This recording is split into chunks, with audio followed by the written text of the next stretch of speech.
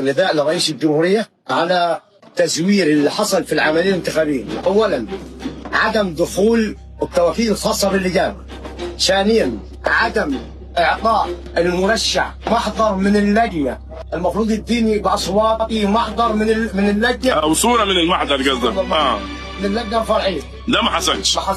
المرشح الفائز نعم الأول المعتز محمد محمود حصل على كم صوت؟ 65,000. كنت قلت ملاحظة أنا عايز أفهمها منك.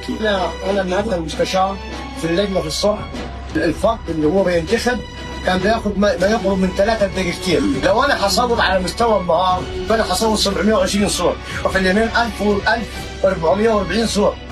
هي الحاجه 1440 لكل صندوق في اليومين. مع احتجاج المستشار. لو العمده اتكلم كلمتين مع حد بره تحسه عالي بيزعج لحد بيعمل لحد، المستشار بيقفل اللجنه وتقعد نص ساعه وساعه واقفه. بعد اثبات حضرتك في الفاز في اللجنه العامه كل مرشح معاه حوالي ما يقرب عن 35 محامي، في 4 أو 5 محامين كبار مخصصين للفاز. اتمنع تماما دخولهم، منع دخول المرشح تماما. الصناديق المفروض ان انا بقف على صندوق المحامي بتاعي بعد صوت واشوف ليه كام عشان اقتنع، وانا سقطت وانا عدت لو انا نجحت.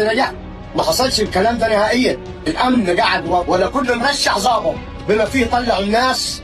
امن ده صفته في العمليه الانتخابيه تامين العمليه الانتخابيه. بره عند الناس المتجمره يحرس الناس المتجمره تعمل حاجه تمام، لكن يحرس المرشح حكايه غير. لو اداني محضر من اللجنه اوريه، يعني انا حصل على 29,800 مديني 15.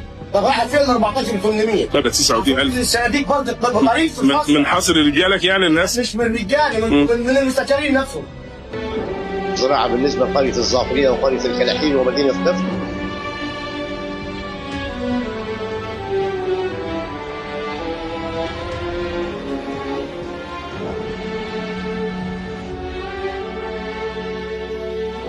Thank you.